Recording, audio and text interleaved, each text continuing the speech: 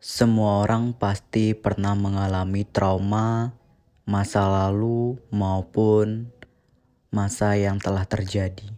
Ya, trauma psikologis bisa menimpa seseorang tanpa melihat usia dan juga melihat gender. Nah, berikut adalah 6 cara mengatasi trauma yang penting diketahui. Trauma atau masa lalu yang buruk yang menimpa seseorang yang pernah mengalami kejadian yang sangat menyedihkan, menakutkan, atau mengancam nyawa mereka, itu akan sangat membekas di dalam otak dan pikirannya. Bahkan trauma psikologis kadang bisa pulih dengan sendirinya dengan berjalannya seiring waktu. Namun, jika tidak ada atau kamu tidak bisa menemukan cara-cara mengatasi trauma masa lalu tersebut, sebaiknya kamu menemui seorang profesional atau psikiater agar kamu bisa step by step untuk keluar dari trauma masa lalu. Seseorang yang mengalami kejadian traumatis biasanya mereka akan merasa shock, takut yang berkepanjangan, sedih yang berlebihan, serta cemas yang berkepanjangan dan juga berlebihan.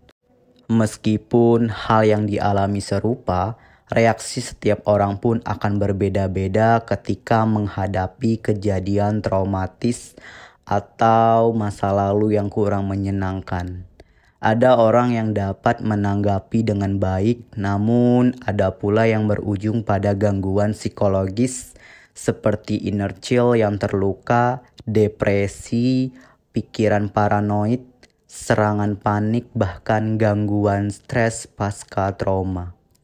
Oleh karena itu, orang yang mengalami kejadian traumatis disarankan untuk melakukan konsultasi dengan psikolog atau psikiater untuk mencegah terjadinya trauma psikologis yang mendalam.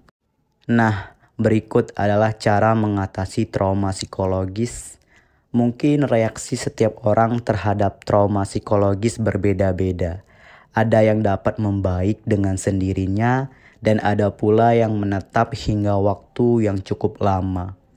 Jika dibiarkan, trauma dapat mengganggu kehidupan kamu. Bahkan kamu akan mengalami masalah psikis seperti berikut ini. Namun aku akan ngebahas bagaimana cara mengatasi trauma yang bisa kamu lakukan. 1. Fokus pada hal yang penting di dalam hidup kamu.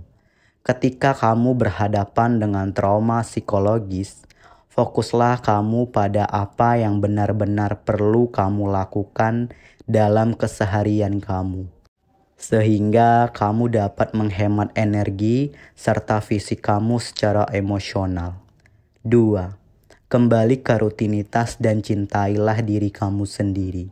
Ya, mencintai diri sendiri atau menghargai diri sendiri, kamu harus bisa melihat sejauh mana diri kamu telah bertahan. Maka dari itu, cobalah untuk lebih aware dengan diri kamu dengan mengkonsumsi makanan sehat, cukup tidur, berolahraga secara teratur, dan melakukan berbagai hal lain untuk menjaga tubuh kamu dan fungsinya dengan baik. Selain itu, cobalah melakukan hal-hal yang kamu sukai untuk menghilangkan stres. Beraktivitaslah kamu untuk membantu mengalihkan pikiran kamu dan mengatasi trauma itu. 3. Tenangkanlah diri kamu dengan menarik nafas dalam. Ya, ketika rasa cemas itu datang, ketika kamu merasa stres, ketika kamu marah atau gelisah itu muncul tiba-tiba, cobalah kamu tarik nafas sedalam-dalamnya untuk beberapa kali agar kamu dapat berpikir jernih dan menjadi jauh lebih tenang. Ada juga kamu bisa mencoba meditasi untuk membantu menenangkan pikiran kamu dan juga membuat kamu sedikit rileks. 4. Kerjakan rutinitas kamu secara bertahap atau tujuan kamu. Tekanan dalam pekerjaan atau aktivitas bisa memicu kembalinya terjadi stres atau emosi yang kurang stabil. Untuk itu, kamu harus membagi tugas besar menjadi beberapa bagian yang bisa kamu kerjakan secara bertahap. Lakukanlah semampu kamu. Ketika kamu mulai merasa penat, merasa jenuh, ambillah sejenak waktu, lalu mulaikanlah kerja kembali setelah kamu merasa rileks dan tenang. 5. Tidak menyalahkan diri kamu sendiri. Ya, rasa bersalah, malu, marah, kecewa, sedih, dan mengasihi diri sendiri secara berkepanjangan tidaklah baik. Justru itu akan menjadi penyakit bagi diri kamu sendiri.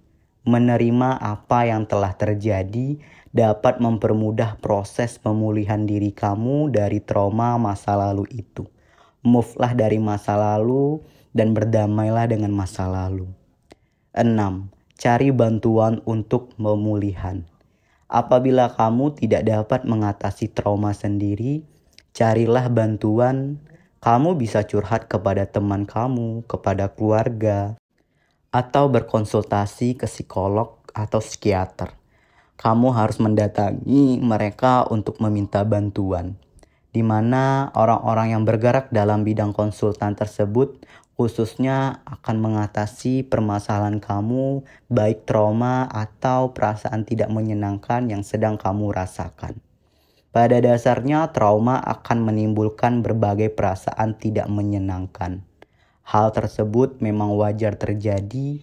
Meski demikian, segeralah lakukan cara untuk mengatasi trauma itu, agar kamu selalu bisa keluar dari bayang-bayang kejadian yang sudah tidak enak atau kejadian yang sudah terjadi.